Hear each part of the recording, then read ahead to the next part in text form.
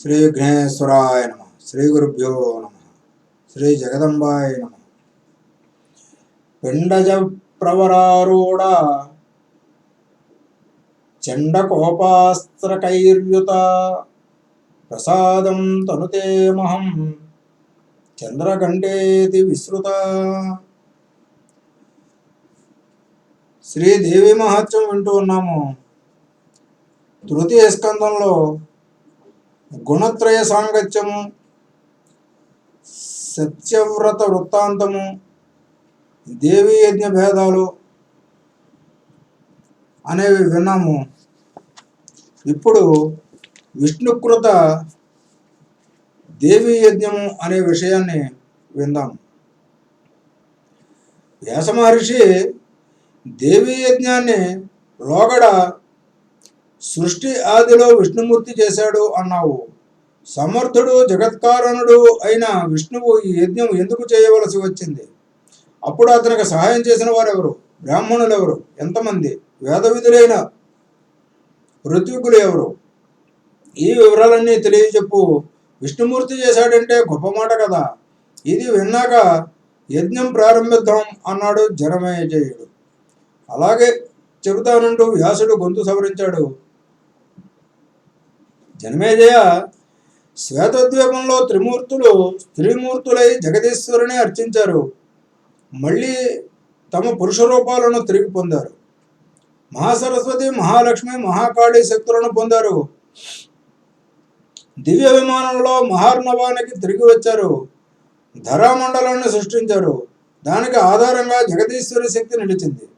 అందుకే దీనికి ధర అనే పేరు వచ్చింది. ఇందులో మధుకైటవుల మేధస్సు అంటే కొవ్వు కలిసింది కనుక మేదిని అని ఏర్పడింది. విశాలంగా విస్తృతంగా ఉంది కాబట్టి పృథివీ అనే పేరు సిద్ధించింది. మహి అనే పేరు కూడా అందువల్లనే వచ్చింది. దీన్ని శేషుడు తన మస్తకం మీద ధరించాడు. అటు ఇటు ఒరిగిపోకుండా నిలబెట్టడానికి ఇనుపగుండులాగా పర్వతాలు ఆవిర్భవించాయి. అందుకే వాటిని మహీధరాలు అనే పేరు. మణిమయ రత్న శృంగాలతో బహుయోజన విస్తారంగా బంగారు కొండను కల్పించింది జగదంబిక. దాన్ని మేరు పర్వతం అంటారు. మరీచి, నారదుడు, అత్రి, పులస్యుడు, పులహుడు, క్రతుడు, దక్షుడు, వశిష్ఠుడు అనేవారు బ్రహ్మదేవుడికి పుత్రులు. మరీచికి కశ్యపుడు అనే సుతుడు జన్మించాడు. దక్షుడికి 13 మంది పుత్రికలు కలిగారు. వారికి బహు విధాలుగా దేవతలు, దైత్యులు జన్మించారు. అతి విస్తృతమైన కాశ్యపి సృష్టి జరిగింది. అది మనుష్య, పశు, సర్పాది భేదాలతో విస్తరిల్లింది. బ్రహ్మదేవుడి శరీరంలో కుడి భాగం నుంచి స్వయంభూమును ఆవిర్భవించాడు. వామభాగం నుంచి శతరూప అనే స్త్రీ జన్మించింది. ఆవిడకు ప్రియవ్రతుడు, ఉత్తానపాదుడు అనే కొడుకులు కలిగారు. మరో 3 అత్యంత సుందరాంగులు పుత్రికలుగా జన్మించారు.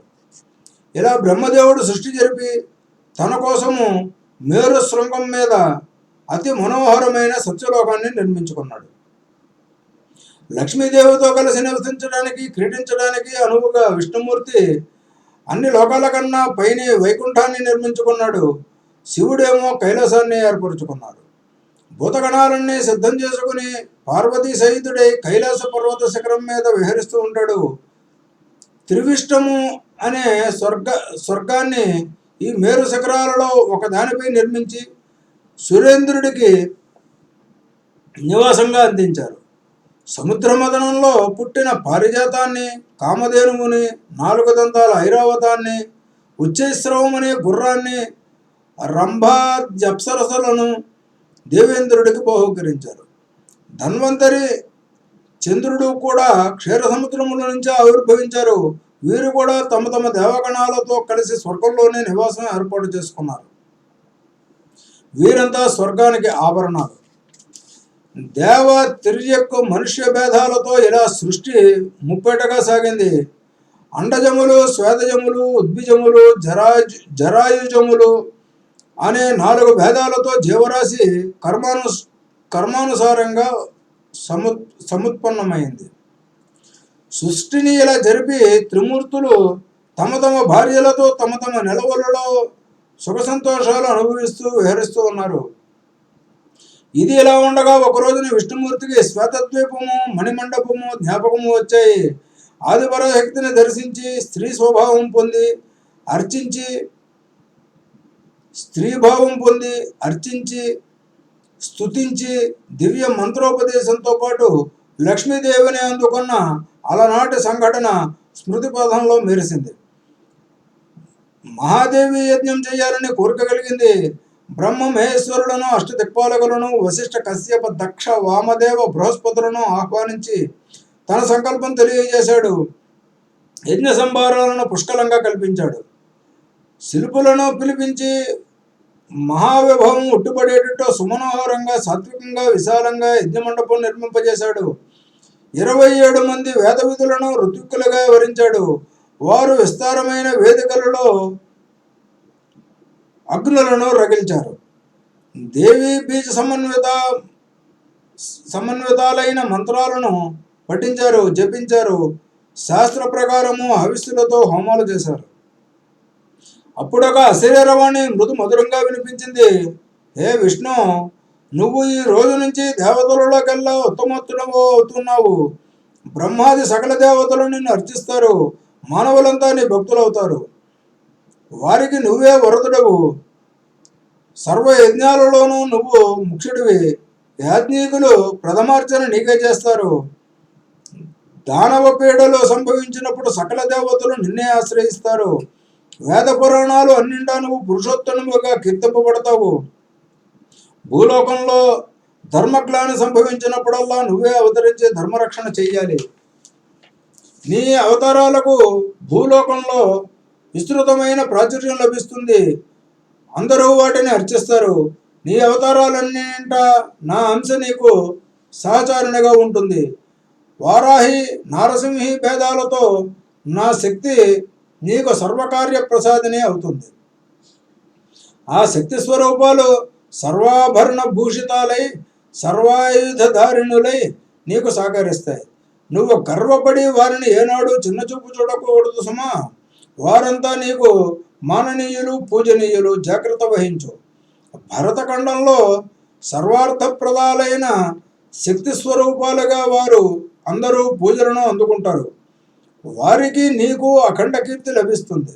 సప్తద్వీపాలలోనూ స్వర్గంలోనూ మీ కీర్తి వ్యాపిస్తుంది. కోరికలున్న మానవులు అవి సిద్ధించడం కోసం రకరకాల ఉపహారాలతో, వేద మంత్రాలతో, విభిన్న మార్గాలలో మిమ్మల్ని పూజిస్తూ ఉంటారు. సంపదాభివృద్ధులను పొందుతూ ఉంటారు. మధుసూదన, నువ్వు నేటి నుంచి దేవాది దేవుడువు. ఈ అశరీరమైన పలుకులకు విష్ణుమూర్తి సంతోషించాడు. దేవతలంతా అభినందించారు. యజ్ఞం పరిసమాప్తి చేసి ఋత్వికులు సెలవులు తీసుకున్నారు. బ్రహ్మ మహేశ్వరులు తమ తమ నిలవులకు వెళ్ళిపోయారు. విష్ణుమూర్తి గరుడుణ్ణి అధిరోహించి యజ్ఞశాల నుంచి తన మందిరానికి చేరుకున్నాడు. మళ్ళీ యథాపూర్వకంగా అందరూ తమ తమ విధులను తాము చేసుకుంటున్నారు. మునుల ఆశ్రమాలలో ఈ వార్త చర్చనీయాంశమైంది. అందరికీ ప్రకృతి పట్ల అంటే శక్తి భావం, భక్తిభావం చిగురించింది. ఆగమోక్త ప్రకారముగా అందరూ శక్తి పూజలు ఆరంభించారు. జనమేజయుడికి గురి కుదిరింది. దేవీ యజ్ఞం ఎలా చేయాలో తెలిసింది. చెయ్యాలనే సంకల్పం బలపడింది. అయితే దేవి మహిమ తెలుసుకోవాలని అనుకున్నాడు. అది చెప్పి నా జన్మ పావనం చెయ్యి అని వ్యాసుడిని అభ్యర్థించాడు. వ్యాసుడు అలాగే అని ప్రారంభించాడు. సుదర్శనుడి కథ. ధ్రువసంధి అనే మహారాజు అయోధ్య రాజధానిగా కోసల దేశాన్ని పాలిస్తూ ఉన్నాడు. అతడు సూర్యవంశ సంభవుడు, పుష్పపుత్రుడు, ధర్మాత్ముడు, వర్ణాశ్రమ ధర్మాలను కాపాడుతున్నవాడు. ప్రజలంతా ఎవరి వృత్తులను వారు సమర్థంగా నిర్వహించుకుంటున్నారు. ధనదాన సమృద్ధులతో తులతూగుతూ ఉన్నారు. చోరులు కానీ, ధూర్తులు కానీ, లోభులు కానీ, మోసగాళ్ళు కానీ, కృతజ్ఞులు కానీ, మూర్ఖులు కానీ అతడి రాజ్యంలో లేరు. అంచనా వేసినా కనపడరు. ధ్రువసంధికి 2 భార్యలు. 2 అందగత్తెలే, 2 విచక్షణలే. మొదటి భార్య మనోరమ ధర్మపత్ని పట్టమహిషి, రెండవ భార్య పేరు లీలావతి. ఇద్దరితోనూ కలిసి భోగభాగ్యాలు అనుభవిస్తూ సౌధాలలో, ఉద్యానవనాలలో, క్రీడా పర్వతాలలో, సరోవరాలలో, దిగుడు బావులలో విహరిస్తూ ఆనందం అంచులు చూస్తూ ఉన్నాడు. మనోరమకు సకల రాజ లక్షణాలతోనూ పుత్రుడు ఉదయించాడు. అతడికి సుదర్శనుడని నామకరణం చేశాడు. మరో నెలకు లీలావతి ప్రసవించింది. మూర్తి భవించిన సౌందర్యంగా మగబిడ్డ జన్మించాడు. శత్రుజిత్తు అని పేరు పెట్టాడు. రాజుగారు ఇద్దరిని సమానాధారంతో ప్రేమతో చూసుకుంటున్నారు. పిల్లలు ఆడుతూ పాడుతూ ఎదుగుతున్నారు. ఇద్దరికి చౌడాకర్మలు అయ్యాయి. విద్యాభ్యాసాలు సాగుతూ ఉన్నాయి. శత్రుజిత్తు మంచి మాటకారి. తన వాక్చాతుర్యంతో అందరినీ ఆకట్టుకుంటున్నాడు. మంత్రులు, దండనాయకులు, ప్రజలు అందరూ ఆకర్షితులై ఆనందిస్తున్నారు.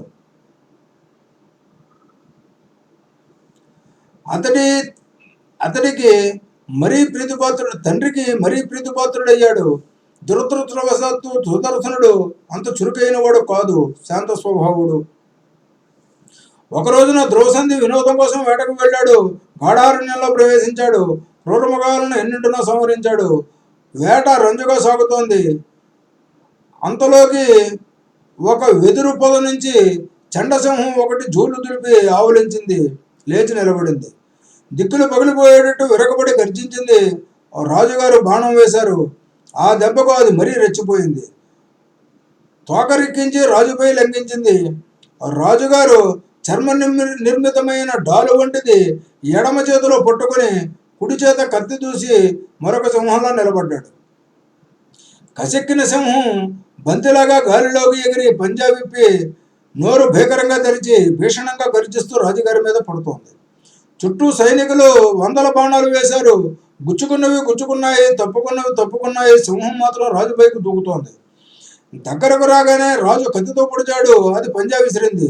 ఇద్దరు ఒకేసారి నేలకు ఒరిగిపోయారు. ప్రాణాలు విడిచారు. సైనికుల ఆహాకారాలు మిన్నుముట్టాయి. క్షణాల మీద ఈ దుర్వార్త రాజధానికి చేరింది. అంతఃపురం బావురు మంది. మంత్రి, పురోహితులు హఠాటున అడవికి వచ్చారు. వశిష్ఠుడి ఆజ్ఞ మేరకు అక్కడ అంత్యక్రియలు జరిపారు. దిగులుగా రాజధానికి చేరుకున్నారు. పెద్ద కొడుకు ధర్మపత్ని సూతుడు శాంత స్వభావుడు కదా అని సుదర్శనుని రాజును చేయడానికి సమాలోచనలు జరిపి ఒక నిర్ణయానికి వచ్చారు. అల్లుడి మరణ వార్త తెలిసి లీలావతి తండ్రి యుధాజిత్తు ఉజ్జయిని నుండి అల్లుడి మరణ వార్త తెలిసి లీలావతి తండ్రి యుధాజిత్తు ఉజ్జయిని నుంచి సైన్యంతో అయోధ్యకు చేరుకున్నాడు. శత్రుజిత్తుగా బాసటగా నిలిచాడు. సుదర్శనుడికి అండగా నిలవడం కోసం మనోరమ తండ్రి సూరసేనుడు కళింగ దేశం నుంచి సైన్యంతో బయలుదేరి వచ్చాడు. ముఖ్యులైన మంత్రి పురోహితులను సమావేశపరిచి చర్చించారు. జ్యేష్ఠుడు ధర్మపత్ని సూతుడు కనుక నా మనుమడు సుదర్శనుడికే పట్టాభిషేకం జరగాలి అన్నాడు సూరసేనుడు. గుణాలను బట్టి, సమర్థతను బట్టి అర్హత కనుక నా మనుమడికే శత్రుజిత్తుకే పట్టం కట్టాలి అన్నాడు మొండిగా అడ్డం తిరిగి యుధాజిత్తు. ఇలా వివాదం చెలరేగింది. తీర్చేవాడు లేడు. మంత్రులెవరూ మాట్లాడలేదు. యుధాజిత్తు సహనం కోల్పోయాడు. మంత్రులనందరినీ తిట్టిపోశాడు. మీరంతా స్వార్థపరులు. చేతగానే సుదర్శనుణ్ణి రాజుగా కూర్చోబెట్టి ధనం భోంచేద్దాం అనుకుంటున్నారు. బలవంతుడు, సమర్థుడు కనుక శత్రుజిత్తు రాజు అయితే మీ ఆటలు సాగవని భయము. ఇదిగో మీ అందరికీ ఇదేనా హెచ్చరిక అని అర్హతలున్న శత్రుజిత్తును కాదని, జ్యేష్ఠుడు కదా అని సుదర్శనుడికి పట్టం కట్టారో మహాసంగ్రామం జరుగుతుంది. ఖడ్గదారతో భూగోళాన్ని చీల్చి 2 ముక్కలు చేస్తాను. మీకు దిక్కున్న చోట చెప్పుకుందరు కానీ మీరంతా మీ బలం ఎంత అన్నాడు. సూరసేనుడు వీరంగం చేయలేదు. శాంతంగా నెమ్మదిగా మాట్లాడాడు. సుదర్శన శత్రుజిత్తులు ఇద్దరు సమానులే, సమాన ప్రజ్ఞావంతులే, తేడా లేదు. కాకపోతే శాస్త్ర ప్రకారము ధర్మపత్ని సూతుడు సింహాసనారూఢ కనుక సుదర్శనుడికి పట్టం కట్టమని కోరుతున్నాను అన్నాడు. వివాదం చెలరేగిన సంగతి తెలిసి ప్రజలు, ఋషులు ఉద్విగ్నులయ్యారు. ఏమీ అలజడులు జరుగుతాయో అని భయపడ్డారు. పరస్పర యుద్ధకాంక్షతో ఎప్పుడూ తగులాడుకునే సామంతులు అందరూ రాజధానికి చేరుకున్నారు. అరాచకం ఏర్పడితే రాజధానిని కొల్లగొడదామని సురంగ బేరం నుంచి నిషాదులు వచ్చారు. చుట్టుపక్కల దేశాల నుంచి చోరులు గుంపులుగా వచ్చారు. అవకాశం దొరికితే అల్లర్లు సృష్టించి ప్రజలను దోచుకుందామని పొంచి చూస్తున్నారు. అయోధ్య అంతా ఎవరో ఏమిటో తెలియని కొత్త ముఖాలతో కిటకిటలాడుతోంది. సమ్మర్దం ఎబ్బడిముబ్బడిగా పెరిగింది. సేనలను మోహరించి యుధాజిత్తు ధనుర్ధారిగా నిలబడ్డాడు. వీరసేనుడు క్షాత్రధర్మం పాటిస్తూ సేనా సమూహంతో యుద్ధానికి సిద్ధమయ్యాడు. పరస్పరం బాణవృష్టిని కురిపించారు. రథ గజ తురగ సైన్యాలు కలబడ్డాయి. ఘోర సంగ్రామం జరిగింది. సురముని సంఘాలు ప్రేక్షక పాత్ర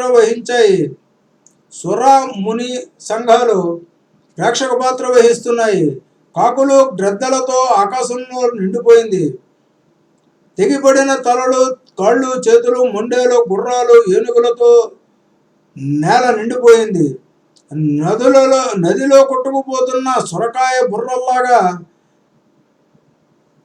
రణరంగమంతా సైనికుల శిరస్సులు, వాటిని తన్నుకుపోవటానికి మూగుతున్న గ్రద్దలు, రాబందులు. శరీరం కాలిపోయిన జీవుడు వీరావేశంతో తన శరీరంలో మళ్ళీ ప్రవేశించడానికి ఊపిళ్ళూరుతూ అక్కడే తచ్చాడుతున్నాడు. శరీరం రాలిపోయినా జీవుడు వీరావేశంతో తన శరీరంలో మళ్ళీ ప్రవేశించడానికి ఊపిళ్ళూరుతూ అక్కడే తచ్చాడుతూ ఉన్నాడు. కొందరు వీరులు మరణించి దివ్య విమానాలను అధిరోహించి అందులో ఉన్న అప్సరసలకు నేలపై పడి ఉన్న తమ కళేబరాల సొగసులను వర్ణించి చూపిస్తున్నారు. ఒక మహావీరుడు మరణించి అప్సరసను పొంది కామాగ్రిలో మళ్ళీ దగ్ధుడవుతూ ఉన్నాడు. ఇద్దరు వీరులు ద్వంద్వ యుద్ధంలో ఒకేసారి మరణించి ఒకేసారి దివ్య విమానము అధిరోహించి అప్సరస కోసం మళ్ళీ కత్తులు చూస్తున్నారు. మరొక యోధుడు మరణించి రూపవతి గుణవతి అయిన ఒక సుందరాంగనకు తన గుణగణాలను వివరించుకుంటూ ప్రేమ భిక్ష అర్థిస్తున్నాడు. దివికేతించిన మరొక వీరుణ్ణి చూసి మరొక దేవకాంత కన్ను కలిపి కౌగిలికి పిలిస్తే ఆ వీరుడు తిరస్కరిస్తున్నాడు. నాకు వ్రతభంగం అవుతుంది, రాజుగారికి అత్యంతము విశ్వాసపాత్రుణ్ణి, అనుకూలుణ్ణి అనే నా బిరుదు మంట కలిసిపోతుంది అంటూ అతడు ఆమెను త్రోసి రాజు అంటున్నాడు. రణరంగంలో లేచిన దుమ్ము ఆకాశమంతటా వ్యాపించి సూర్యుడిని కప్పేసింది. హఠాత్తుగా చీకట్లు వ్యాపించాయి. మరి కాసేపటికి అదే దుమ్ము మళ్ళీ నేలకు దిగి రక్త ప్రవాహాలతో తడిసి ముద్దయి సూర్యమండలాన్ని రెట్టింపుగా ఎరిపెక్కించింది. సూరసేన యుధాజిత్తుల సంగ్రామం హరివేర భయంకరంగా సాగుతోంది. ఉన్నట్టుండి యుధాజిత్తు 10 బాణాలను ఒకేసారి సంధించి విడిచిపెట్టాడు. సూరసేనుడు దారుణంగా నిహతుడయ్యాడు. రథం నుంచి నేలకు ఒరిగిపోయాడు. అతడి సైన్యం కకావికలమైపోయింది. ఎటువే పారిపోయారు.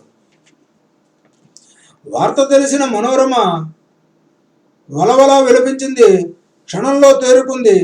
ఏమిటి భవిష్యత్తు ఆలోచించేసరికి భయం ఆవరించింది. రాజ్యలోభంతో యుధాజిత్తు తన తండ్రిని చంపినట్టే తన కొడుకు సుదర్శనుణ్ణి పొట్టన పెట్టుకుంటాడు అనిపించింది. ఏమి చెయ్యాలి, ఎక్కడికి వెళ్ళాలి? భర్త మరణించాడు, తండ్రి మరణించాడు, కొడుకు పసిబాలుడు. ఏం చేయడానికి తోచలేదు. ఎంతటి వారినైనా వశీకరించుకుంటుంది రాజ్యలోభం. ఎంత పాపిష్టితో కదా, ఎన్ని దారుణాలైనా చేయిస్తుంది, ఎంతటి పాపానికైనా ఒడిగట్టనిస్తుంది. చీచి, తల్లి, తండ్రి, సోదరులు, గురువులు, స్వజనులు, బంధువులు ఎవరినైనా చంపిస్తుంది. అభక్ష్యం, భక్షణం, అగమ్య గమనం అన్నీ చేయిస్తుంది. ధర్మాన్ని తొంగలో తొక్కేస్తుంది. ఈ అయోధ్య పట్టణంలో నాకు సహకరించేవారు ఎవరు లేరు. ఎవరిని నమ్మి ఎవరిని పంచను చేరి శుద్ధుడిని కాపాడుకోవాలన్న ప్రమాదమే. వీడిని కాస్త యుధాజిత్తు చంపేస్తే ఇక ఈ లోకంలో నాకు దిక్కు ఉండదు. నా సోదరి అంటే సవతి లీలావతి ఇప్పటిదాకా స్నేహంగానే ఉంది. కానీ ఇప్పుడు ఆవిడికి ఈ వైరవ్యాధి సోకి ఉంటుంది. నా పుత్రుడి పట్ల దయావతిగా ఉంటుందని నేను అనుకోను. యుధాజిత్తు రణరంగం నుంచి నగరానికి వచ్చాడంటే ఇంక నేను పారిపోవడానికి కూడా ఉండదు. నన్ను, నా కొడుకును పట్టి బంధించి కారాగారంలో పడవేయిస్తాడు. చరిత్రలో ఇటువంటి కథలు ఎన్ని వినలేదు. ఇంద్రుడంతటి వాడే లోభానికి లోనయ్యి మాతృగర్భంలో ప్రవేశించి పుట్టబోయే సోదరుణ్ణి ముక్కలు ముక్కలుగా నరికివేశాడు. ఇక్ష్వాకు వంశంలోనే వెనకటికి ఒక రాణి తన సవతిని గర్భవిచ్ఛేదం కోరి విషం ఇచ్చింది.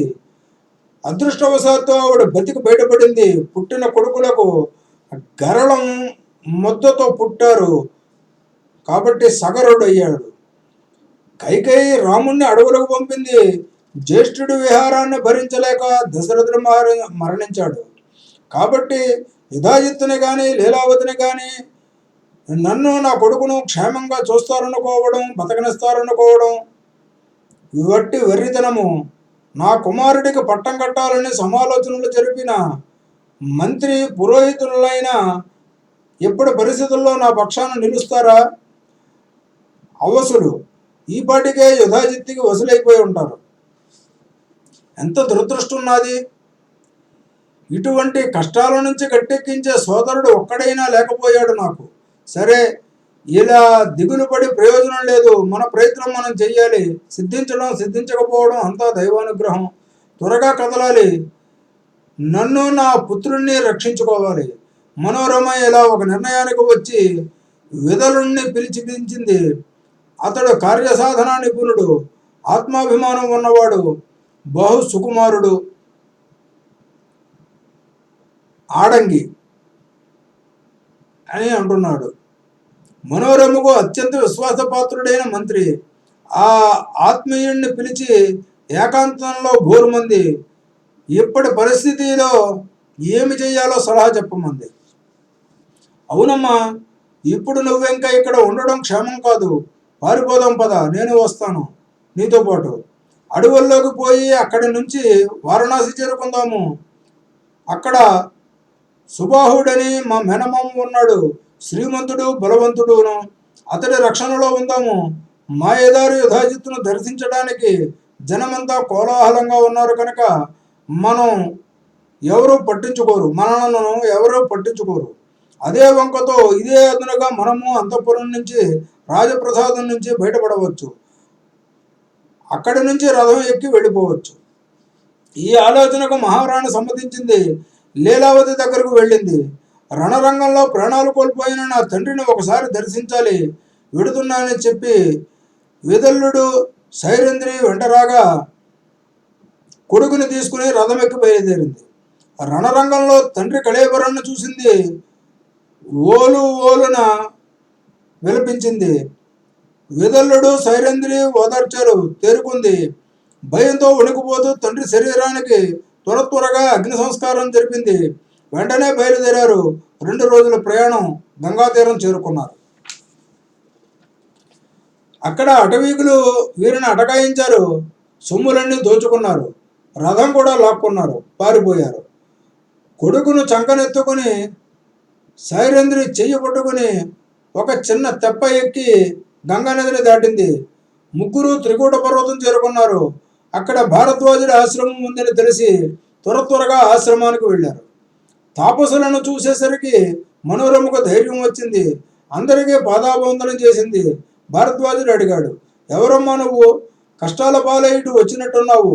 దేవతవా? పసిబిడ్డతో వచ్చావు. రాజ్యం కోల్పోయినా ఏ మహారాజుకో ఇల్లాలు వినిపిస్తున్నావు. ఏమిటి నీ వృత్తాంతం చెప్పవమ్మా? ఈ పలకరింపుతో మనోరమ దుఃఖం కట్టలు దింపుకుంది. వెక్కి ఏడిచింది. కాసేపటికి ఊపిరి తిప్పుకుంది. విదల్లుడి వైపు చూసింది. అతడు భరద్వాజుడికి విషయమంతా చెప్పాడు. మా అమ్మగారిని తమరే కాపాడాలి. ఆర్తులను భీతులను రక్షిస్తే యజ్ఞం చేసిన దానికంటే ఎక్కువ పుణ్యమని తమ వంటి పెద్దలు చెప్పగా విన్నాను. మహర్షి శరణు అని కాళ్ళ మీద పడ్డాడు. చిట్టి తల్లి, నిర్భయంగా ఉండు. ఇక్కడ నీకు ఏ ఇబ్బంది కలగదు, ఏ దుఃఖము ఉండదు. కొడుకును శ్రద్ధగా పెంచి పెద్దవాణ్ణి చెయ్యి, తప్పకుండా మహారాజు అవుతాడు అని భరద్వాజుడు అనుజుతో పాటు ఆశీస్సులు అందించాడు. వారి కోసం ఒక పర్ణశాలను చూపించాడు. ముగ్గురు అందులో తలదాచుకుంటూ కాలక్షేపం చేస్తూ ఉన్నారు.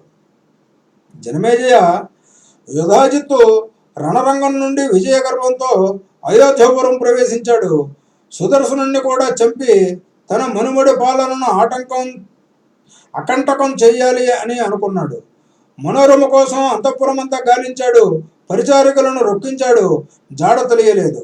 నగరమంతటా అన్వేషించండి, ఎక్కడ ఉన్నా పట్టిదండి అని భటులకు ఆజ్ఞాపించాడు. ఒక శుభముహూర్తాన శత్రుజిత్తుకు పట్టాభిషేకం జరిపించాడు. రాజ్యమంతటా ఉత్సవం ప్రకటించాడు. అధికారులకు అనధికారులకు ప్రజలకు అందరికీ పెద్ద ఎత్తున కానుకలు పంచిపెట్టించాడు. అందరూ సంతోషించారు. కొత్త రాజు శత్రుజిత్తునకు జై అన్నారు, జై జై అన్నారు. కొందరు సజ్జనులు మాత్రము ఇళ్లల్లో నిశ్శబ్దంగా రోధించారు. యోగ్యుడు సుదర్శనుడు ఏమైపోయాడో, మహాసాధ్వి మనోరమ ఏమైపోయిందో, సూరసేనుణ్ణి అన్యాయంగా చంపేశాడు యుధాజిత్తు, అక్రమంగా సింహాసనం దోచుకుని మనవడికి కట్టబెట్టాడు అనుకుంటూ లోపల కుమ్ముడిపోయారు. అశక్తతను నిందించుకున్నారు. యుధాజిత్తు కొంతకాలం పాటు అయోధ్యలోనే ఉండి మనవడి పరిపాలన సజావుగా సాగడానికి అవసరమైన ఏర్పాట్లన్నీ చేసి తన ఉజ్జయినికి చేరుకున్నాడు. మనోరమ సుదర్శనుడు భరద్వాజుడి ఆశ్రమంలో ఉన్నారని చారులు సమాచారం అందించారు. ఆశ్రమంలోనే వారిని కడతేరుస్తానంటూ వెంటనే బయలుదేరాడు. శృంగబేరపురాధిపతి దుర్దర్శనుడు అనే కోయరాజును కలుసుకున్నాడు. భారద్వాజాశ్రమం ఈ శృంగబేరానికి దగ్గరలోనే ఉంది. యుధాజిత్తు ససైన్యముగా వచ్చి శృంగబేరంలో విడిది చేశాడన్న వార్త మునిబాలకుల ద్వారా మనోరమకు తెలిసింది. సుదర్శనుణ్ణి చంపడానికే వచ్చి ఉంటాడని గ్రహించింది. గజగజలాడింది. మహర్షి దగ్గరకు పరిగెత్తింది. ఇప్పుడు ఏమి చెయ్యను, ఎక్కడికి పోను? యుధాజిత్తు వచ్చాడు, నా తండ్రిని సంహరించాడు, నా మనుమడిని రాజును చేశాడు, తన మనుమడిని రాజును చేశాడు. ఇప్పుడు ఇంకా నా కొడుకును చంపడానికి వచ్చాడు. సందేహం లేదు. మహర్షి గతకాలపు గాథలు చాలా జ్ఞాపకం వస్తున్నాయి. ఒకప్పుడు జయద్రథుడు ఇలాగే ఆశ్రమానికి వచ్చి అక్కడ అరణ్యవాసంలో తలదాచుకుంటూ ఉన్న ద్రౌపదిని ఒంటిపాటున అవమానించాడు. ఎవ్వరిని నమ్మడానికి లేదు. నమ్మమో కన్నీట మునిగామన్నమాటే, నమ్మాము కన్నీట మునిగామే అన్నమాటే. బలిచక్రవర్తి ఏమయ్యాడు? ధర్మాత్ముడు, మహాదాత, 99 యజ్ఞాలు చేసినవాడు, ప్రహ్లాదుడికి సాక్షాత్తు పౌత్రుడు. అయితేనేమి మోసానికి గురి అయ్యాడు. మోసం చేసింది మాత్రం సామాన్యుడా, సాక్షాత్తు విష్ణుమూర్తి. సత్యస్వరూపుడు, వేదగమ్యుడు, యోగి, సేవ్యుడును. దేవకార్యసిద్ధి కోసం కశ్యపుడికి వామనుడిగా పుట్టి 3 అడుగుల నేలయమ్మన్న వంకతో బరిని పాతాళానికి తొక్కేశాడు. ఇంద్రుడి ఇచ్చకం కోసం విష్ణుమూర్తి ఎలా మోసం చేస్తే ఇక సామాన్య మానవుల మాట చెప్పాలా స్వామి? అందుచేత ఎవరిని ఎప్పుడూ నమ్మకూడదు. లోభం మనసులో ప్రవేశించిందంటే ఇంక వాడికి పాప భయం కానీ పరలోక భయం కానీ ఏది ఏమాత్రమూ ఉండదు. త్రికరణ శుద్ధిగా పరుల సొమ్మును కాజేస్తాడు, ఎంతకైనా దిగజారుతాడు. భరద్వాజ, అసలు మనుషుల ఆలోచనల్లో ఏదో తేడా ఉందనుకుంటాను. ధన సమృద్ధిని కలిగించమంటూ దేవతలను ఆరాధిస్తారు. దేవతలేమన్నా తమ చేతుల్లో ఉన్నదని సొమ్ము వెంటనే అందిస్తారా? ఎవరి దగ్గర నుంచో తెచ్చి వీరికి ఇవ్వాలి. అంటే వ్యాపారమన్నా చెయ్యాలి, చౌర్యమన్నా చెయ్యాలి, ఎవరితోనో దానమన్నా ఇప్పించాలి. లేదంటే బలప్రయోగం చేసి ఎవడి బుర్ర బద్దలు కొట్టి పట్టుకుని తీసుకువచ్చి వీరికి ఇవ్వాలి. అంతే కదా. అమ్మి డబ్బు చేసుకోవడం కోసం ధాన్య వస్తువుల్ని ఉత్పత్తిదారుల నుంచి అధిక చౌకగా సేకరించిన వైశ్యుడు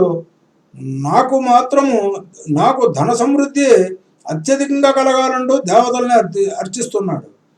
దీని అర్థం ఏమిటి? తాను కొనేటప్పుడు బాగా తక్కువ ధర, అమ్మేటప్పుడు బాగా ఎక్కువ వెల రావాలనుకోవడం సబబేనా మరి? మహర్షి ప్రాణులంతా పరాయి సొమ్ముకి ఆశపడ్డవారే. ఎవరిని నమ్మేది?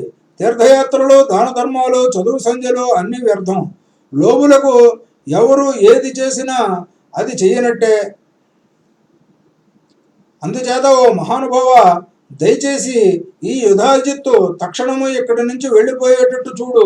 నేను సీతాదేవిలాగా నీ ఆశ్రమంలో కొడుకుని పెట్టుకుని క్షేమంగా ఉంటాను అంటూ మనోరమ భారద్వాజుని అభ్యర్థించింది. భారద్వాజుడు ఏమన్నాడు అన్నది వచ్చే భాగంలో విందాము. శ్రీ జగదంబార్పణమస్తు. స్వస్తి.